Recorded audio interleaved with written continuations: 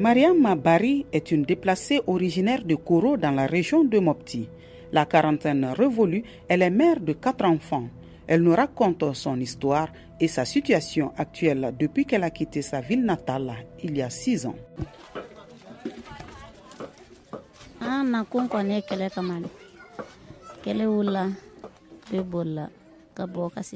C'est le conflit qui est à l'origine de notre déplacement.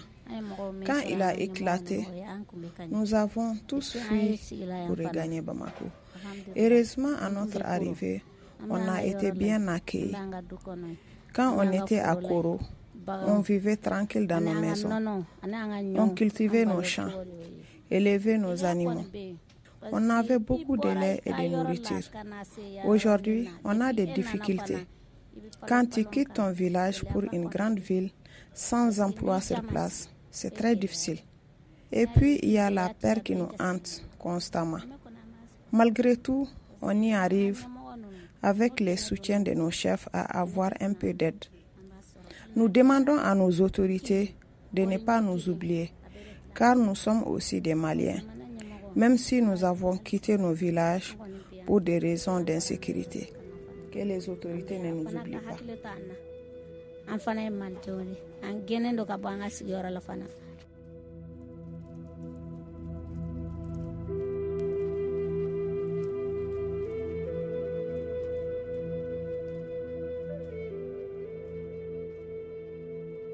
Nous sommes sur le site des déplacés du Faladjé, précisément dans le parc habitat 30 mètres en commune 6 du district de Bamako. Dans ce camp d'abri de fortune, au milieu des tentes et des bâches en plastique, des milliers de femmes et de jeunes Maliens sans emploi, sans revenus, sans électricité, tentent de survivre dans une sécurité précaire. Pour eux, la pauvreté n'est pas qu'une souffrance, elle est aussi un piège qui nourrit les tensions, les conflits et est parfois source de radicalisation. C'est ce lien souvent trop ignoré que nous explorons aujourd'hui dans ce reportage.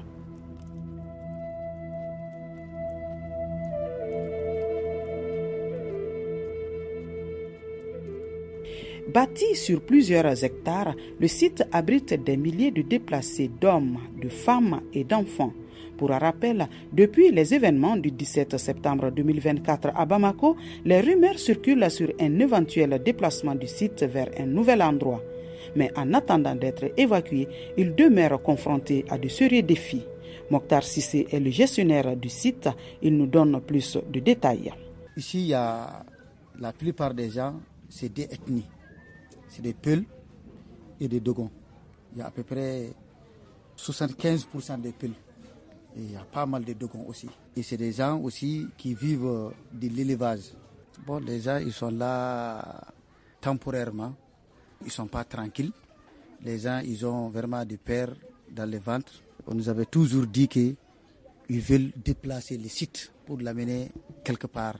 Bon, que nous, pour le moment, on ne nous a pas encore indiqué. Donc là, les gens sont dans l'attente encore. Sans emploi, sans compétences professionnelles, les jeunes qui y vivent sont laissés dans un vide. Vivant de travaux à revenus précaires, ils sont exposés à toutes les tentations. Amadou Bari, originaire de Sofara dans le centre du pays, en est un parfait exemple. Âgé d'une 20aine d'années, il vit de la vente de foin pour les ruminants.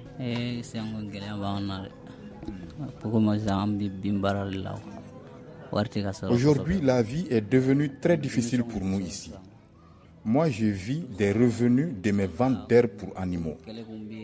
On n'y gagne pas beaucoup, juste de quoi se nourrir. Quand j'étais à Sofara, on n'avait pas beaucoup de problèmes. C'est le conflit qui est venu tout bouleverser. Depuis que je suis venu à Bamako, je vends uniquement de l'herbe pour animaux. On est obligé de travailler pour vivre. Et la vie ici est très difficile. Si on travaille et on gagne, on prend du courage. La vente des herbes pour animaux est devenue très moins rentable. Moi, je suis prêt à faire n'importe quel boulot tant que j'y gagne honnêtement de l'argent. S'il plaît à Dieu, si j'ai de l'argent même aujourd'hui, je suis prêt à retourner à Sofara chez moi. Cependant, le lien entre pauvreté et instabilité est direct. Avec une population jeune, désœuvrée, Désemparés, déplacés, sans ressources et sans espoir, c'est un avenir plus que sombre qui se dessine pour eux. C'est pourquoi l'économiste Modibo Mahamat estime qu'il faut des politiques de soutien ciblées pour éviter d'alimenter l'exclusion, les humiliations et les frustrations. Selon lui, les camps de déplacés doivent être des sites temporaires.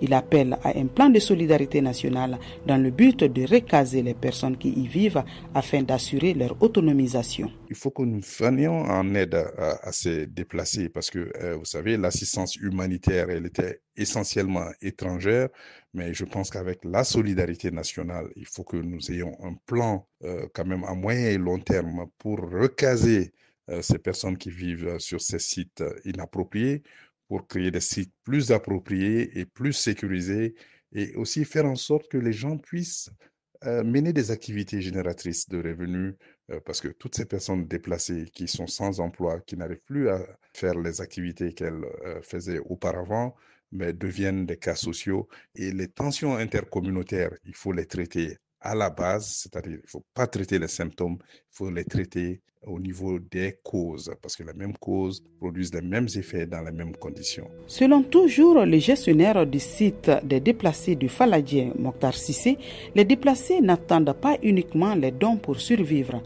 Dès leur arrivée, ils commencent à s'insérer dans la vie économique locale. Vous savez qu'on est contigu à les garbal, la vente de bétail.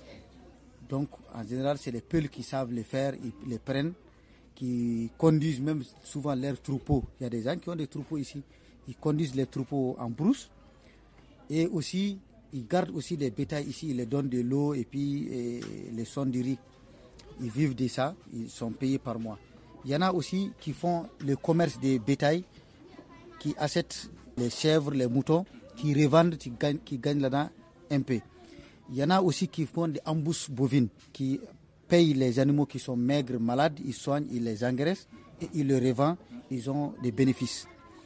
Il y en a aussi qui rentrent dans les quartiers, ils ont des vélos, ils vont chercher les restes du riz, des mil, les sons du riz, les sons des mil, ils amènent ça, ils étalent, ils font sécher et puis ils mélangent ça avec le son du riz ou le son du mil et ils vendent ça aux gens qui ont des bétails.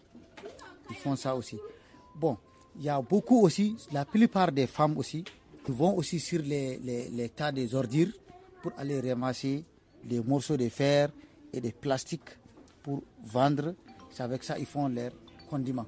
Par ailleurs, ces milliers de personnes espèrent un retour définitif un jour dans leur localité d'origine, mais ce retour est bien sûr lié à celui de la paix. D'où leur cri de cœur à l'endroit des autorités maliennes. Mokhtar Cissé. Vraiment, on prie pour que le bon Dieu les aide, qu'ils puissent accompagner vraiment ces gens-là, qu'il y ait d'abord la paix, pour que ces gens puissent retourner chez eux, parce que seulement eux qui peuvent tout faire pour qu'il y ait la paix, pour que ces gens-là puissent être accompagnés et partir dans leur village d'origine. Parce que tout ce qu'ils gagnent ici, nous on est avec eux, on sait comment ils vivent. Tout ce qu'ils gagnent ici, tant qu'ils ne retournent pas, ils ne sont pas tranquilles, ils ne sont pas en paix. Même si on les donne, on les fait loger dans des villas, on les prend en charge, tant qu'ils ne sont pas siégés, ils ne sont vraiment pas tranquilles. Donc nous prions et nous demandons aussi au bon Dieu de les aider pour qu'ils puissent avoir vraiment des solutions pour que ces gens-là puissent retourner chez eux dans la tranquillité. Ce qu'il ne faut pas occulter, investir dans l'autonomisation économique est un moyen sûr pour la paix, car la pauvreté ne tue pas seulement l'espoir, elle peut aussi nourrir la haine. Et dans un pays en quête de paix et de stabilité, chaque revenu, chaque métier, chaque dignité rendue ou retrouvée est un pas important vers la cohésion sociale.